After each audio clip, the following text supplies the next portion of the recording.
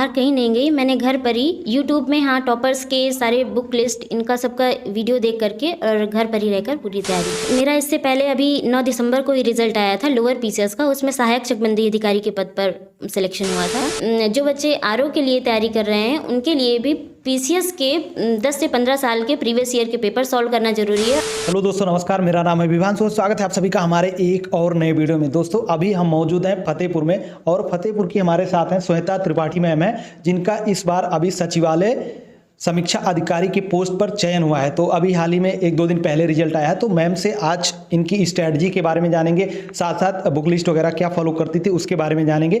बस आप लोग वीडियो में एंड तक बने रहिएगा। चैनल पर पहली बार है, चैनल को सब्सक्राइब कर नोटिफिकेशन बेल को प्रेस कर दीजिएगा ताकि इसी तरीके की और वीडियो आप सभी को सबसे पहले मिलती रहे। मैम सबसे पहले तो आपको हमारे व्यूअर्स जो वीडियो देख रहे हैं और हमारी तरफ से आपको बहुत बहुत बधाई जी, थैंक यू। मैम सबसे पहला क्वेश्चन तो हमारा यही रहेगा कि आपका एजुकेशनल बैकग्राउंड क्या रहा? जी, मैंने 10th यहीं पर किशनपुर से ही सर्वोदय इंटर कॉलेज से पूरा किया और उसके बाद इंटर सरस्वती विद्या मंदिर इंटर कॉलेज फतेहपुर से किया था। और उसके बाद ग्रेजुएशन 2017 में कंप्लीट होने के बाद से मैं घर पर ही रहकर सेल्फ स्टडी से प्रिपरेशन कर रही हूँ। तो कब से मतलब आपका सिविल सर्विसेज यानी कि इस तरफ आने का मन किया कि अब हमें सिविल सर्विसेज की तैयारी वगैरह करनी चाहिए? सर, मैंने 2020 से इसकी प्रिपरेशन स्टार्ट की थी। मैं यूपी पीसीएस की मेनली प्रिपरेशन स्टार्ट की थी मैंने, और इसके साथ ही फिर आरओ का फॉर्म भी 2021 में फिल किया था। तो जैसे कि आज के टाइम पे क्या है, बहुत सारे लोग जाकर बाहर दिल्ली या फिर प्रयागराज हो गया तो यहाँ पर जाके तैयारी करना चाहते हैं और कहीं कोचिंग वगैरह भी लेते हैं।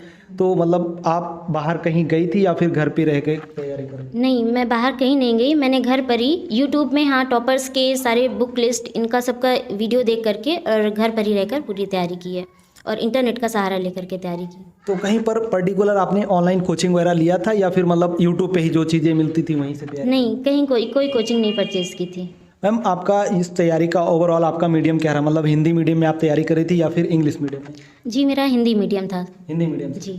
तो आपका जब अभी 2 दिन पहले रिजल्ट आया तो आपका रिएक्शन क्या था, फैमिली का रिएक्शन क्या था रिजल्ट के बाद? जी, रिज़ल्ट के बाद तो बहुत खुशी हुई और मम्मी की खुशी से आंसू निकल आए। बस सब उसके बाद फिर सब कोई बहुत खुश थे। जी मैम, जैसे आरओ की बात करते हैं तो आरओ और एआरओ में क्या मतलब डिफरेंस होता है, इसके बारे में थोड़ा बता दीजिए।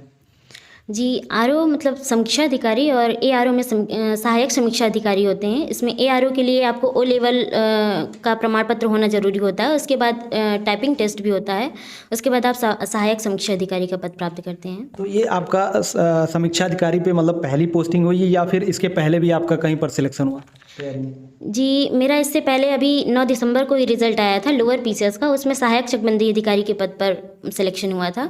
और इसके साथ साथ जूनियर एडेड हाई स्कूल की परीक्षा में 82 गुणांक है मेरे फतेहपुर ज़िले में टॉप स्कोर है। और इसके बाद अभी आरओ का रिजल्ट आया, उसमें सचिवालय समीक्षा अधिकारी के पद पर मेरा चयन हुआ है और आगे मैं अभी यूपी पीसीएस की भी तैयारी कर रही हूँ। मैम जैसे कि एक गर्ल्स के लिए मतलब तैयारी करना कंपटीशन एग्जाम की बड़ा चैलेंजिंग काम होता है, क्योंकि घर वालों से भी परमिशन लेना कि मतलब इतना तैयारी करना, आगे तक जाना है। तो आपके लिए मतलब आपकी इस तैयारी के दौरान मतलब किस तरीके की दिक्कतें आई या फिर? जी, मेरी तैयारी के दौरान ऐसी कोई दिक्कत नहीं आई। मेरे मम्मी पापा का, भाई बहनों का, सभी का पूरा सपोर्ट रहा है। और मेरी पूरी तैयारी के दौरान, मेरी पूरी जर्नी में मेरे पापा ने मेरे कोच गाइड सबका काम किया, जिससे मुझे कोचिंग लेने की भी ज़रूरत नहीं पड़ी। वो मुझे हर जगह बताते थे कि किस एग्ज़ाम में कितने क्वेश्चन अटेम्प्ट करने हैं, कैसे पहले क्वेश्चन को, पेपर को कैसे सॉल्व करना है और कैसे बुक लिस्ट आपको रिवीजन कब करना है। सारी स्ट्रेटजी मुझे वो बताते रहते थे। तो इस आपने आरओ के लिए आपने क्या चीज़ें पढ़ी थी, फिल्म्स के लिए क्या मतलब वो बुक लिस्ट वगैरह फॉलो किया था, क्या सोर्स था? जी, इसके आरओ के लिए मैं पहले बताती हूँ कि इसमें 2 चरण होते हैं, जिसमें प्रीलिम्स और मेंस। और प्रीलिम्स में एक पेपर होता है जीएस का, उसमें 140 क्वेश्चन आते हैं। और फिर उसके बाद एक पेपर होता है हिंदी का, उसमें 60 क्वेश्चन आते हैं। और इसके बाद होता है मेंस का। मेंस में डे 1 में 120 क्वेश्चन का जीएस का पेपर होता है और इसके बाद 60 मार्क्स का हिंदी का पेपर होता है, हिंदी सब ऑब्जेक्टिव का। उसके बाद एक पेपर हिंदी सब्जेक्टिव का होता है जो 120 मार्क्स का होता है, जिसमें सारांश, गद्यांश का सारांश है और पत्राचार और मुहावरे, लोकोक्तियाँ और कंप्यूटर ज्ञान से संबंधित प्रश्न पूछे जाते हैं। फिर एक डे 2 में एसे का पेपर होता है, जिसमें 600 शब्दों में से 3 निबंध लिखने होते हैं, 120 मार्क्स का। दोस्तों PW by Alakh Pandey sir, ये इंडिया का मोस्ट ट्रस्टेड एजुकेशनल प्लेटफॉर्म है। JEE, NEET, commerce, NDA, other major competitive exams के लिए लाखों स्टूडेंट्स की फर्स्ट चॉइस है। अब पीडब्ल्यू लेकर आया है यूपीएससी स्टूडेंट्स के लिए न्यू कोर्स यूपीएससी वाला, क्योंकि पीडब्ल्यू का मिशन है इंडिया के हर सिटी, विलेज, टाउन में रहने वाले स्टूडेंट्स को मिनिमम फीस के साथ क्वालिटी एजुकेशन प्रोवाइड करना। अभी पीडब्ल्यू कर रहा है सेलिब्रेशन 74th रिपब्लिक डे का सारे कोर्सेज में। इन कोर्सेज का एक्चुअल प्राइस है 8,999 रुपये एंड अभी 31 जनवरी तक ये आपको मिल रहा है 5,999 रुपये में, यानी कि 3,000 रुपये का डिस्काउंट। अगर आपका ड्रीम है सिविल सर्विसेज का एंड अभी तक आपने अपनी प्रिपरेशन स्टार्ट नहीं की तो मुझे लगता है कि ये बहुत ही बेहतरीन समय है अपनी प्रिपरेशन को स्टार्ट करने का। यहाँ पर 11 ऑप्शनल कोर्सेज भी हैं जो हिंदी और बाइलिंगुअल में उपलब्ध हैं। ये बैच आपको हेल्प करेगा ऑन टाइम सिलेबस कंप्लीट करने में। दोस्तों इसमें आपको prelims test, revision, booklet, PYQ analysis and doubt session भी इसमें रखा जाएगा। तो दोस्तों यदि आप लोग पीडब्ल्यू का कोर्स परचेज करना चाहते हैं तो डिस्क्रिप्शन बॉक्स में पीडब्ल्यू का लिंक दिया गया है, वहां से जाकर आप परचेज कर सकते हैं। आप हमारा कूपन कोड IND500 यूज करेंगे जो कि आपको स्क्रीन पर दिख रहा है, तो आपको एक्स्ट्रा 500 का डिस्काउंट मिलेगा। प्रीलिम्स के लिए आपने क्या बुक लिस्ट फॉलो की?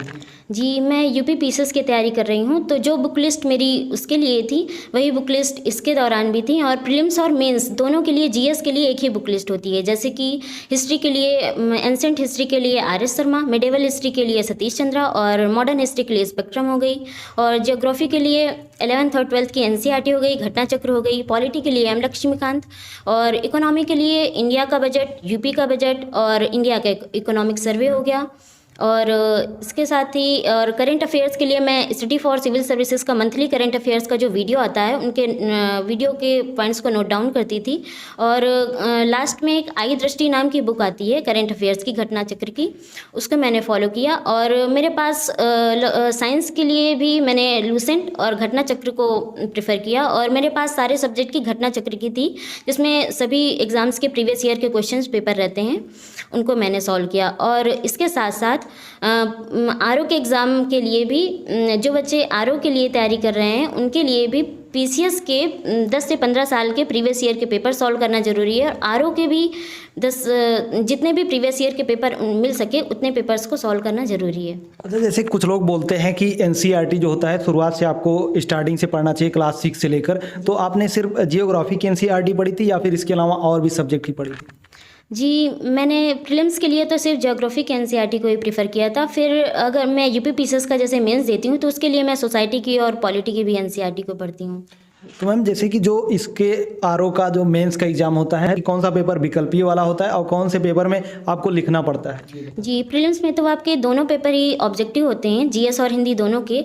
और लेकिन मेंस के लिए जो जीएस का पेपर होता है वो भी ऑब्जेक्टिव होता है, हिंदी का एक 60 नंबर का पेपर होता है वो भी ऑब्जेक्टिव होता है, लेकिन एक 120 नंबर का हिंदी का पेपर होता है वो डिस्क्रिप्टिव होता है, और एसे का पेपर भी डिस्क्रिप्टिव होता है। एसे के पेपर में 120 मार्क्स के पेपर होता है, जिसमें से 40 नंबर के 3 ऐसे आपको करने होते हैं और 3 खंड होते हैं। पहला खंड में साहित्यिक, सामाजिक, राजनीतिक इन क्षेत्रों से निबंध लिखने रहते हैं, और दूसरे खंड में पर्यावरणीय और आर्थिक क्षेत्र से निबंध लिखने रहते हैं, और तीसरे खंड में जो है अंतर्राष्ट्रीय घटनाक्रम और प्राकृतिक आपदाओं से पर क्वेश्चन पूछे जाते हैं, इन पर निबंध लिखना रहता है।